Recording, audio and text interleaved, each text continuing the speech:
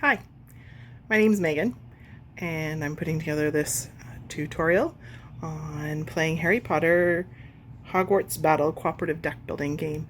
My husband and I got it for Christmas this last year, and it took us a little while to figure it out, and part of the trouble was trying to find just informational videos on it. And we found a few, but not a lot that started from the beginning. So I thought, why not just make it? Because now we figured out this game is one of our favorites. And hopefully once you guys start playing, you'll figure it out too. Okay, so this is the game. Harry Potter Hogwarts Battle Cooperative Deck-Building Game. Here's the box. Okay, so first thing you need to know about this is it's called a cooperative deck-building game. I've never played one of those before, but I'm not one of those people that plays Dungeons & Dragons or any of those other types of things, so this is my first experience. What cooperative deck-building game means is that all of the players are essentially on the same team, and you're trying to beat the game. And the nice thing about the Harry Potter game is that there's actually several different phases. So you start the game playing game 1 phase, and they have a limited number of options, and you become familiar with playing the game and using those options.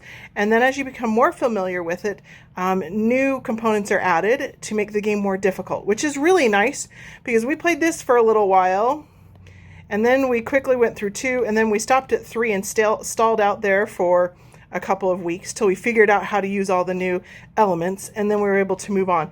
And in fact, last night, after we've had this game for 5 months now, for the first time we played game 7, and it was wonderful. So there are different phases, and each one builds on the previous phase.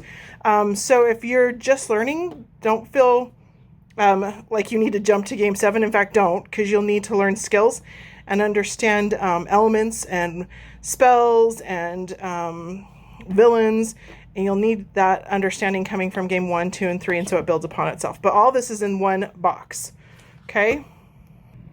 Okay, so now I'm going to go through the different elements of the game, and then I'll talk my husband into coming in and playing with me. Hogwarts Battle can be played from 2 to 4 players.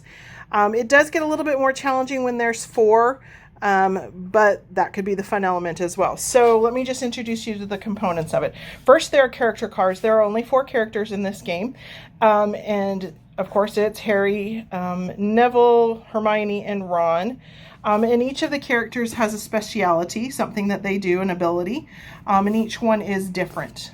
So my favorite is Harry, but just depending on the gameplay, they become different types of assets.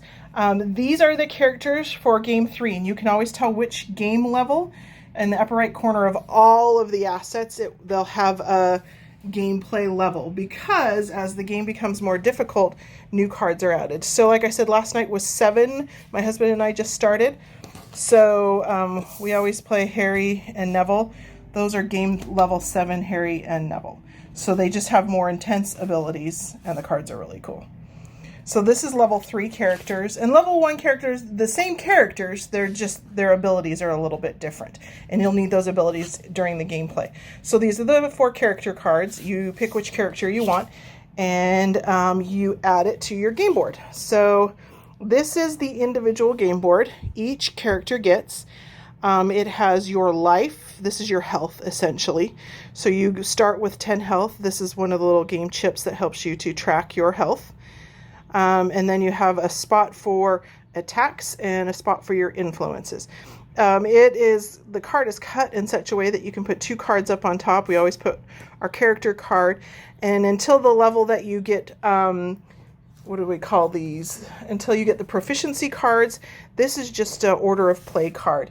So it actually helps to remind you, these are the 4 steps. Each time it's your turn, this is what you do in step 1, this is what you do in step 2, 3, 4, and so on. Eventually, when you get to the level where they pull out proficiencies, and I think that's level 6, you don't even need this because you've been playing it for so long, and you put proficiency, which is actually like an ability booster for your character. So this is the game board. On the side, it says draw and discard. And so you start the game with 10 cards. And each character has a very specific set. If you'll notice at the bottom of this set of cards is Harry's 10 cards. They will include three specific things. They'll include items, spells, and allies. Those are the three types of Hogwarts cards. Okay. And so everything can be categorized in one of those three categories. Spells, and I think the first initial 10, you only get one ally. So every character, regardless of what level you start at, 1 through 7, you start with the same 10 cards. Okay, so these are Harry's 10 cards. Neville has a different set of 10 cards, but essentially it's the same configuration of 2 items, 1 ally, and 7 spells. And in fact, when you first start, every one of the spells is the exact same spell.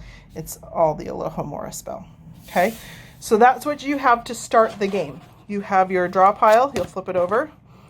Once you play the card, you will put it in your discard pile.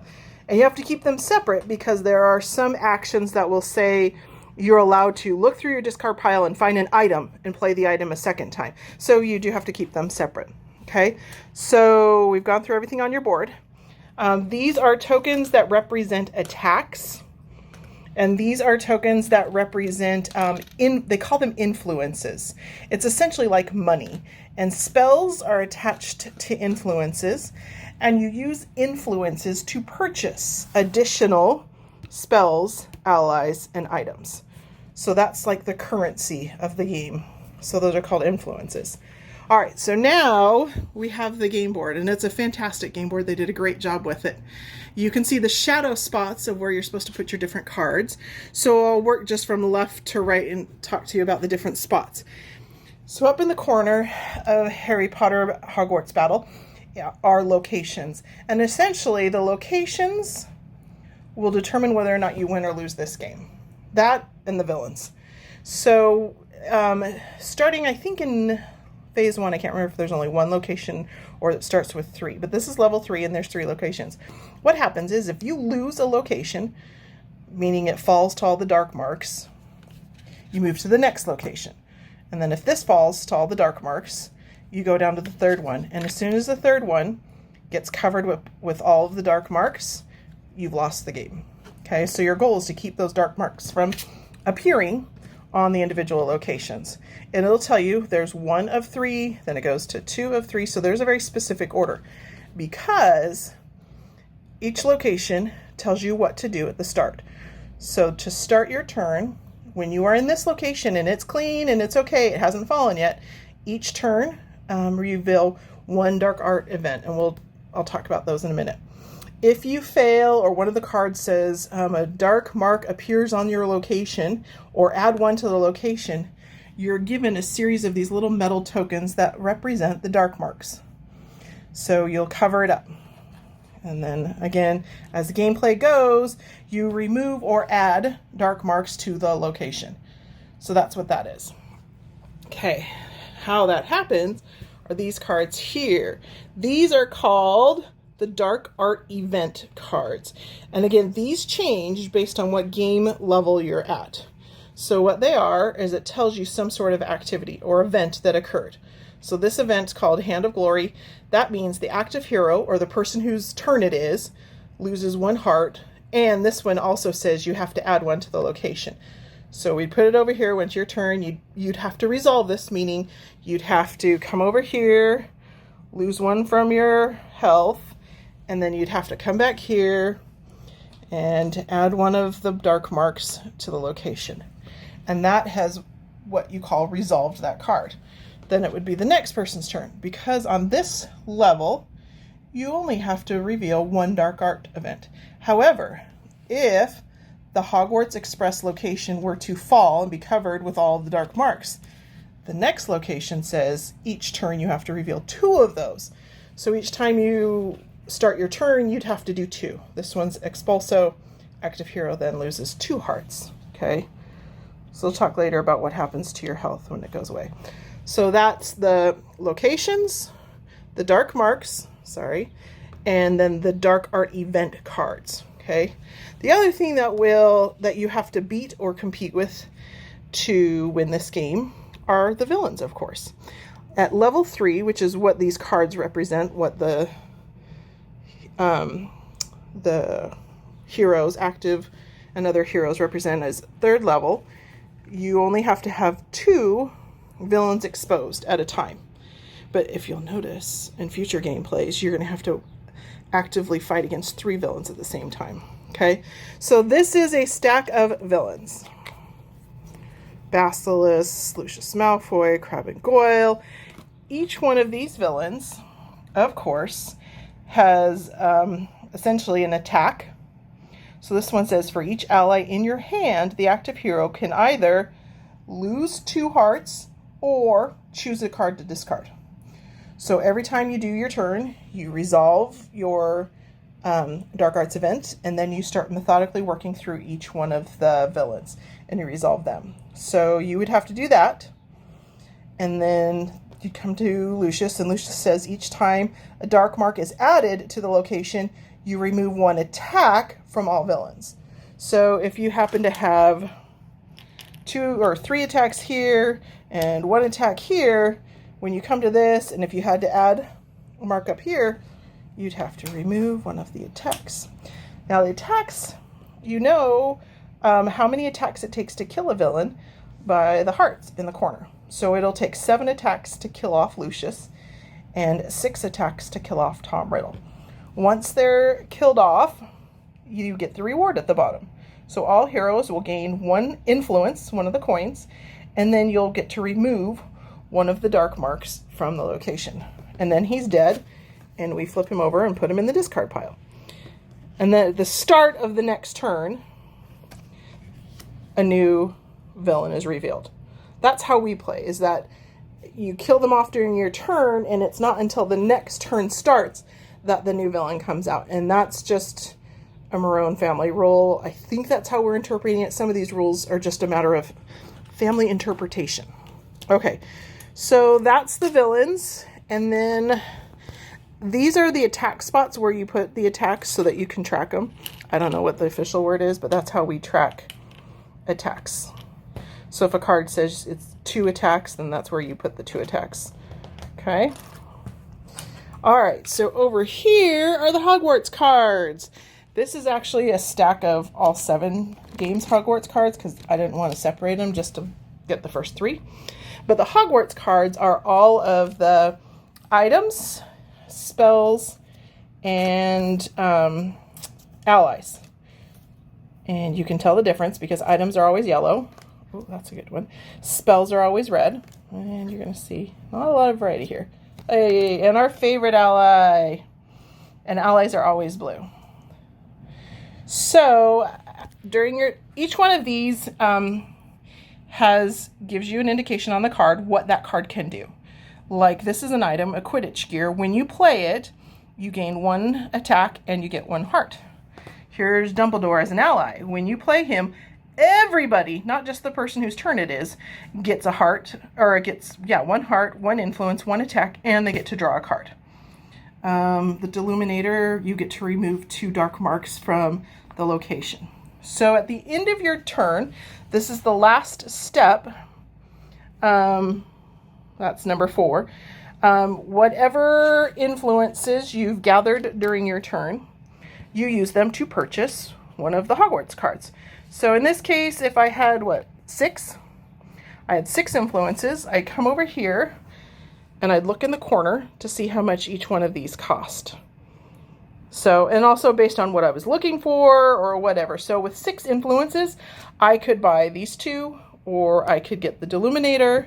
I can't get Dumbledore. But so if you purchase something like I got these 2, I would put them in my discard pile. Okay. The influences go away. Yep. And then back over here, I would simply fill out the spots for the next turn. Okay. And that's all of the elements right now at level 3, at game 3 of this game.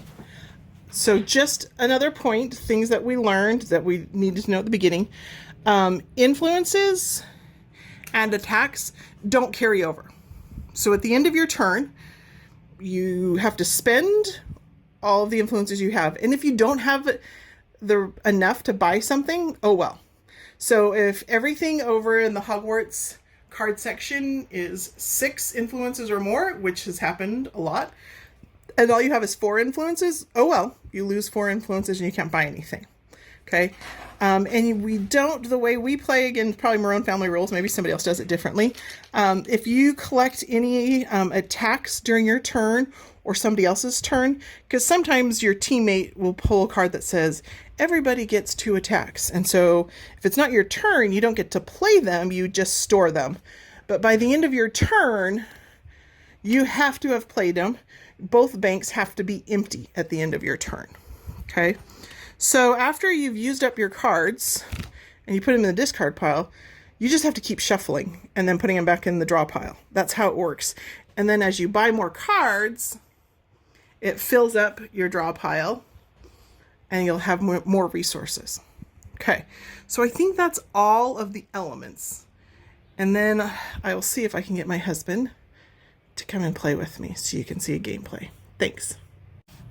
Okay. So now you know about all the components of the Harry Potter Hogwarts Battle game. So now let's play a game. So it's 2-player, me and my husband. This is Chris. So we're going to play, it's a level 3 game. So we've got our Hogwarts cards out. We've got our 2 villains. In this case, villain 1 is Peter Pettigrew. So active hero reveals the top card of his or her deck if its value is 1 or more influences, which we've talked about is in the bottom corner right there. So if it's 1 or more influences, you have to then discard that card and you have to add 1 dark mark to the location. So that's the first villain. And then our second villain is Tom Riddle, and for each ally that you have in your hand, the active hero, which is the person that's playing, chooses one. You can either lose 2 hearts or you can discard a card, which is any card. You don't have to discard the hero, just any card from your playing hand. So those are our 2 villains right now. So I have chosen to play this round Harry Potter. He's my very favorite. His ability is that the first time one of the dark marks is removed from the location, each turn, so my turn, and it also counts for Chris's turn, the hero gets one of these attacks. Okay, and then Chris, you have who? I have Neville Longbottom, and his reads, the first time each hero gains a heart on your turn, that hero gains an additional heart. So every time that a hero gains a heart on my turn, whether that's myself or Megan's character, they get an extra heart. That only counts for the first time they get a heart that turn. So if during the turn you have multiple life regeneration, only the first time you use it will you get the extra heart. The bonus. Okay, so I'm going to kind of set it up over here so you can see my life board and what's going on over here, and then I'll show you my cards. So everybody always starts off by taking 5, and it doesn't matter if you have 2 people playing or 4 people playing, but everybody starts off with 5 of your cards. Okay, so I'll go first just to show you what I've got and how to do the first hand, and then I'll get in a better angle and you can see Chris play it out. So I've started with 5 cards. Let me just show you what I have. Hedwig, and here's Hedwig. When I play him, he either gets me 1 attack or 2 hearts. I have an Alohomora spell, which gains me 1 influence. Another one, I have an item, Firebolt. Firebolt gets me 1 attack, and then if that attack is the final attack that kills the villain, and we talked about their life forces, how many we have to attacks they have to kill. If I'm the last one and I kill him, I get an influence. And then the invisibility cloak, which is honestly the reason why I always pick Harry Potter, because this invisibility cloak is the best one, I think, but then Chris has his own opinion. If this invisibility cloak is in your hand, you cannot lose more than 1 heart from each Dark Arts event or villain. So each time that is actually in my hand, if the Dark Arts card event over there is like, lose 3 hearts, I only have to lose 1. So that's what I like. But it has to be in your hand in order for that power to work. Okay, so you always start your turn with a dark art event. And because we're on the first location, we talked about this, I only have to turn over one dark art. So my dark art event says, let's see, he who must not be named. So the first thing that I have to do is add one to the location. So Chris is going to take that and add one to the location. So I'm done with that activity. So this is everything that happens in one turn. Okay. So now I have to deal with the villains, and they're right there. Okay. So my first villain says, active hero reveals the top card of his or her deck, and if the value is 1 or more, discard it. And add one to the location. So I flip it over. Aw, Crime and Nitley. How did I get that in there? This was a mistake. It's not supposed to be in there yet. Pause the video. Okay, we're back. I fixed my deck of cards. So Peter Pettigrew says I have to take the top card, flip it over. If it is worth 1 or more influences, I have to discard it. This, because it's one of my starting cards, has no influences. It was free for me, so I don't have to discard it, and I've dealt with Peter Pettigrew. So the last one I have to deal with in this round is our friend Tom Riddle. For each ally in your hand, active hero loses either 2 hearts or discards a card. If I look at my hand, I have 1 ally, so it's my choice. I can lose 2 hearts or discard a card. But if you'll remember, I have the invisibility cloak. So with the invisibility cloak, I only have to lose 1 heart. So I think I'm going to actually take the hit to my hearts because of that. So I'm only going to lose 1 heart instead of 2 because of my invisibility cloak. But I have satisfied Tom Riddle. So now it's my turn to play my cards. Okay? So I am going to start out with my invisibility cloak since I'm not going to be under any more tax. My invisibility cloak says I get 1 influence when I use it. So I'm actually going to put it in my discard pile. That's how you play it. So I'm going to pick up 1 influence and put it in my bank. And you can kind of see that over there. Okay. Then my next card says Hedwig. Choose 1 attack or gain 2 hearts. Well, I don't really need hearts, so I'd rather do an attack. So I will do 1 attack. And Chris and I have found you attack the one that really hurts you the most. And this one is kind of, for me, I feel like it's persistent every hand. We might have a problem. I don't know. We can attack them all the same speed or pick one and pick on them. I have 2 Alohomoras, which will give me 2 influences. 1, 2. And I have my last card to play is a Firebolt. And it gets 1 attack. So I'm going to take 1 attack. And I'm going to choose to put it there. Okay. So now I have the end of my turn. I've played all my cards, and now I have to look at my influence bank, and I've got 3 influences.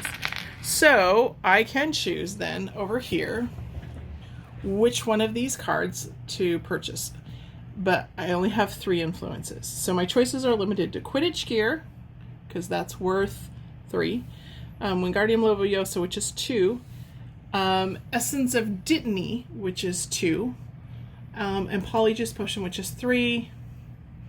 And Polyjuice I like to match up with a good ally, and I don't have a good ally yet, but I do like Quidditch Gear. Quidditch Gear gives me 3 attacks, or 1 attack and 1 heart.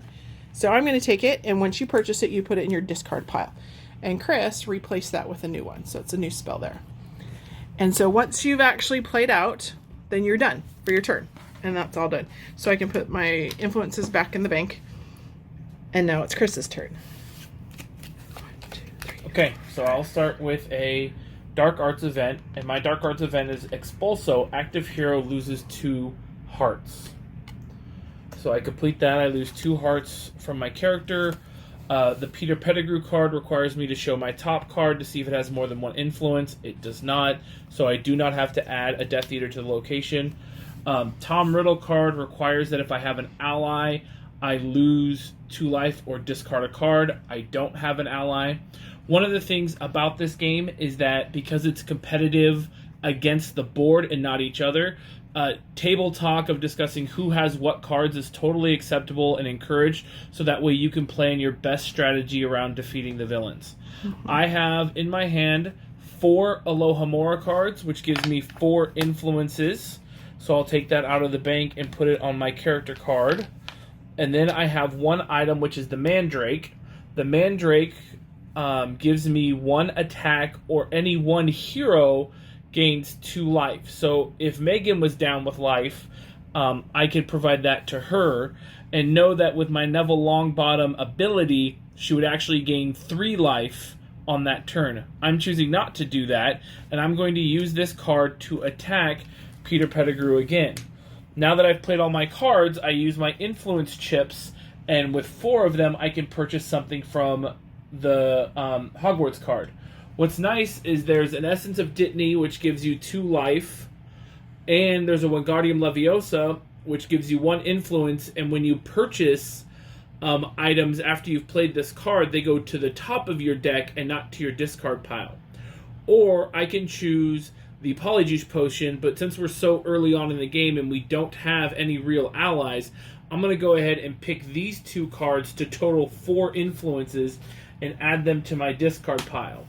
Now I'm going to restock the bank here with 2 more cards, and that completes my turn here in this round. Okay. Back to me. So I've drawn 5 cards, and it just so happens that all 5 of my cards are my Alohomora cards. But I start my turn with a Dark Arts event. A Pugno, all heroes reveal the top card of their deck. Heroes that reveal a card with the value of 1 or more influences discard it and lose 2 hearts. I am currently out of cards, and so is Megan. So what you do is you shuffle your deck. You've now gotten rid of your discard pile. So if you have any cards that say pull something from your discard pile doesn't exist anymore, so you can't pull from that. So I did my top card, which was my Mandrake, and I don't have to fall victim to this Dark Arts event. So I flipped over mine. It's not worth anything, so I don't have to discard it. Okay, so I've satisfied the Dark Arts event. And now I need to do this. I flip it over again because that's what Peter Pettigrew says, and it doesn't have any more influences, so I don't fall subject to that one. And I do not have any allies in my hand. Like I said, all I've got are 5 Alohomoras. So now I've satisfied the villains, and now it's my turn to play. So 1, 2, 3, 4, 5 Alohomora spells get me 5 influences. 1, 2, 3, 4, 5. 3, 4, and 5. Okay, so with 5, oh, I know what I'm gonna get. Do you see 5? It's Fox, the Phoenix. So if I play Fox, I get to either attack for 2, or all heroes, all of us, gain 2. So that's going now into my discard pile. Okay, and my turn is done. Good. All right, now we're picking up with my turn again. My Dark Arts card is Petrification, which all heroes lose a heart and cannot draw extra cards this turn. Sometimes you have spells in your hand or cards that have abilities that allow you to draw extra cards. You cannot do that this turn. I cannot do that on my turn because I pulled that card. So, with that, I look at Peter Pettigrew, and I pull a card again, and it's my Mandrake, so I don't have any influences for that, so that doesn't trip. I do have a ally, which is Trevor, so I have to make the decision of lose 2 hearts or discard a card. I'm going to lose 2 hearts because I still have a pretty good amount of life, and go from there. I have 3 Alohomora spells, which is going to give me 3 influence. I'm going to play Trevor, which allows Show me Trevor, please. Which allows me to either attack for 1 or gain 2 hearts just to myself. I can't give those hearts away. I'm going to attack, so that way we can attack Peter Pettigrew. And then I have an item in my hand. The item that I have is the Remember All. I either gain 1 influence, or if I discard this card, I gain 2 influences. Now, the Remember All has the side effect of having to be discarded. You can get 2 influences. There's some Dark Arts cards that require you to discard a card, or in this position, it might have been smart for me to, rather than lose 2 life, to discard my Remember All, and I would have gotten 2 influences for it. But since I took the hit for 2 life, and I'm playing the Remember All, I only get 1, which now leaves me with 4 influences for me to choose an item over here. Now I can choose the Chocolate Frogs, which gives any one hero a influence and a heart, and I could pair that with Wingardium Leviosa from earlier.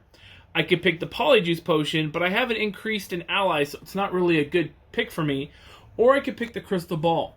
The Crystal Ball says draw 2 cards, then discard 1 card. It doesn't have to be one of the 2 cards that you drew. It just has to be a card you discard from your hand. Now, as you noticed in my Dark Arts card, I could not pick extra cards this turn. So if I had the Crystal Ball card in my hand, I wouldn't be able to use it because of the Dark Arts card.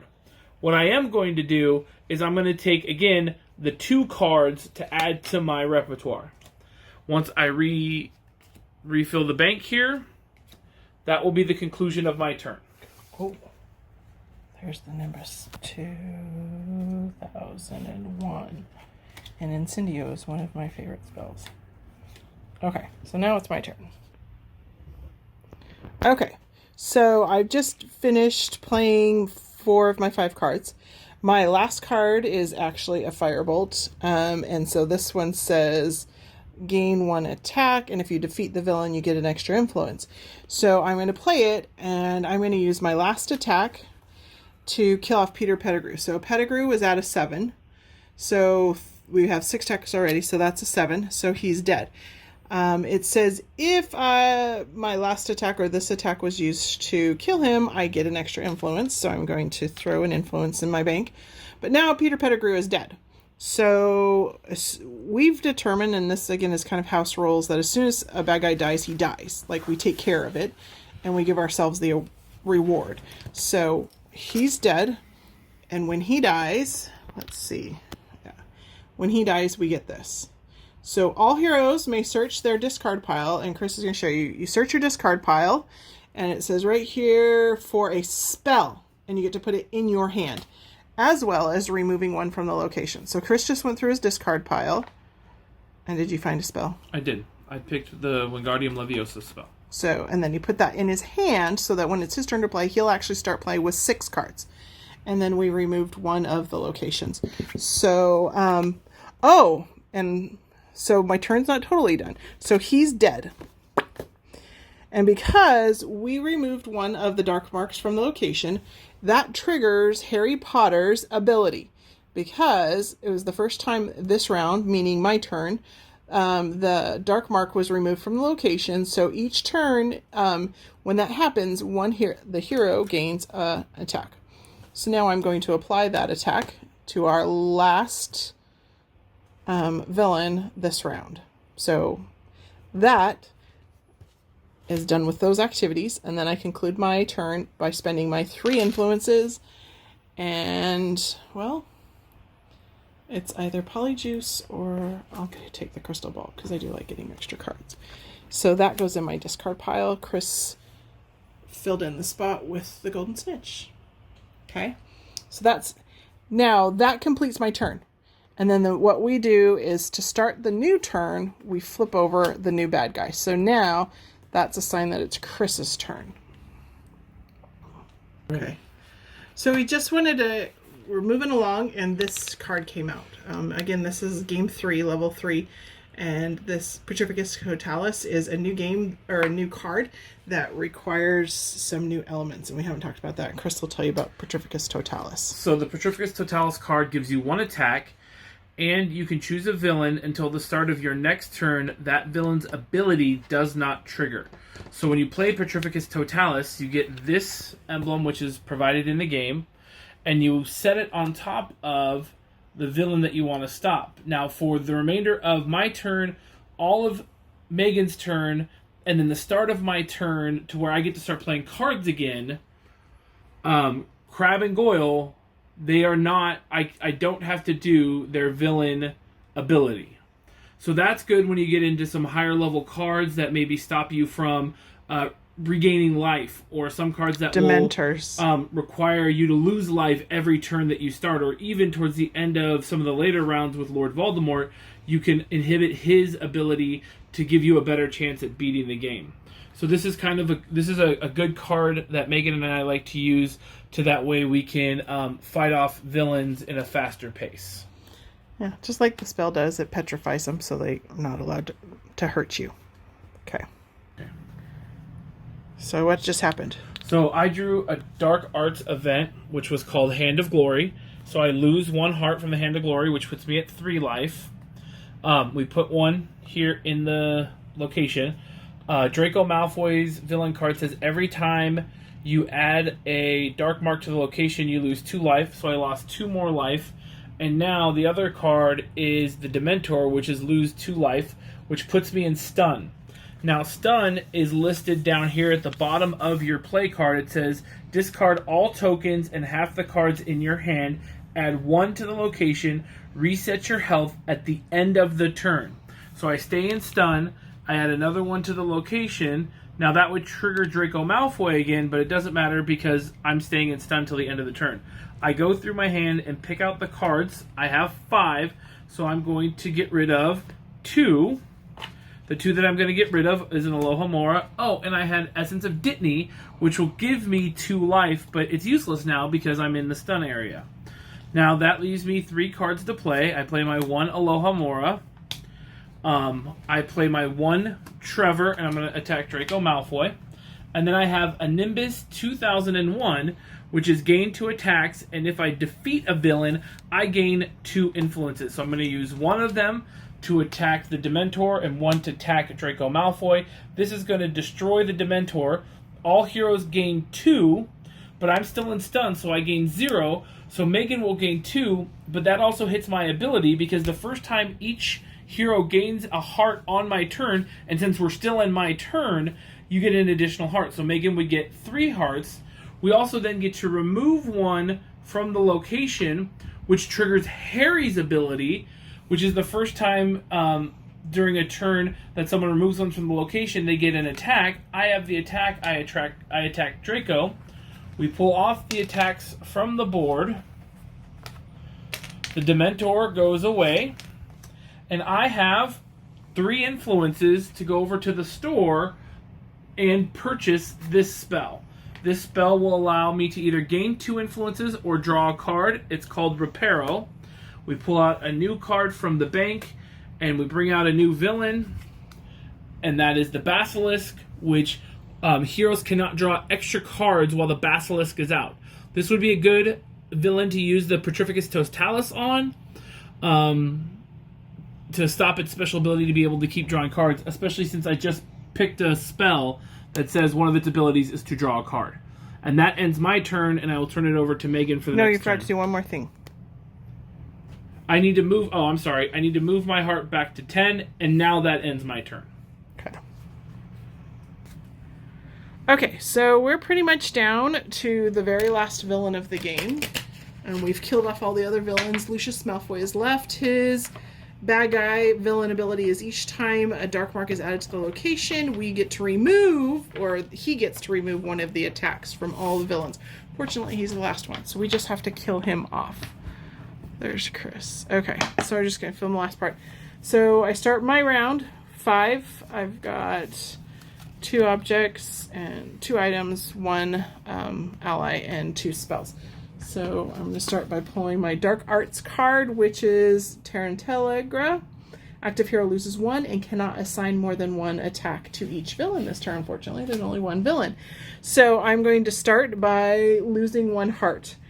And because I have the invisibility cloak, that's all I'm going to lose this turn. But Lucius Malfoy, I don't have to do anything because I didn't add anything to the location. So the invisibility cloak gets me 1 influence. I already in my bank happen to have 3 influences because Chris, his last hand, played a bunch of cards that gave everybody influences. So I've got some influences in my bank already. I'm going to play Fox, which is 2 attacks. So 2. So you can only play 1. I can only... Oh, that's stinky. So Megan's Dark Arts card only allows her to attack each villain 1 time during her turn. So she plays her Fox, and even though it has 2 attacks, she only gets to play 1. Because there's only 1 bad guy. Right. That's stinky. Okay, I've got a Butterbeer, which is any 2 heroes, and there happens to be 2 of us, gets 1 influence and 1 heart. So we get 1 influence, 1 heart, which puts me up to full hearts. And then I've got 2 Alohomoras, which give me 2 influences. So I have a total of 1, 2, 3, 4, 5, 6, 7 influences. And I go to spend them. And honestly, I think I'm just going to do this because this is Expelliarmus and it's 2 attacks and a draw a card. So that's what I want right now because we just want to attack him. Okay, you're up. Okay. Mine says Hand of Glory. Active hero loses 1 life, and we add 1 to the location. Ew. So adding 1, losing 1. Malfoy's triggered, so that removes his attack, and now it's my turn. So I'm going to play the Sorting Hat, which is gain 2 influences, and any ally I acquire will go to the top of my deck instead of my discard pile. So I have 2. I got 1 influence from Megan. Did I have 1 influence from last turn? No. Yes, we had. Yeah. Yes, we did. So now I have 3. And so I have an Alohomora, which gives me 4. I have a Wingardium Leviosa, which now says any items that I pick up go to the top of my deck. That'll give me 5. Another Alohomora, which now I'm at 6. And then I have an Expelliarmus, which I can attack for 2 on Malfoy, and I get to draw a card. My card is an Alohomora, which now puts me at 7 total influences. So if I get an item, the Essence of Dittany, that goes to the top of my hand, or if I get one of the allies that goes to the top of my hand, or the spells all go to my discard pile. And I'm going to go with an ally in Remus Lupin because he attacks, and it's going to go to the top of my pile as we near the end of this match. Now I've made all my purchases. How much was Remus? He was 4. I still had 3. So I am going to purchase a spell because I had 3 remaining after Remus. And that is my turn. I did 7. Okay, my turn. 5. First, start out with a Dark Arts card. All heroes choose 1. I can to discard a card or lose 2 hearts. Well, it has to be a spell card. Okay. So everybody's got to discard a spell card or lose 2 hearts. You know what? Spell. I'm going to lose 2 hearts. I'm okay. I've got plenty. 1, 2. Well, let's start. I've got 2 influences, or 2 Alohomora spells, so I get 2 influences. I've got a Finite spell, which is remove 1 from the location. And because of Harry Potter's special ability, when I remove 1 from the location, I get an extra attack, which we put over here for Lucius. So I played that one. My next is an item, and it's 1 attack, Firebolt. So we're now sitting at 4 attacks. Sorry, the camera's crazy. 4 attacks. And I have Quidditch gear. So that's 5 attacks, and then I get another heart. So I'm just going to up mine to 9. So all I got were 2 influences, and there's nothing. Oh! There is something for 2 influences. There is Essence of Dittany. So it's now in my pile, my discard pile. Okay. My turn?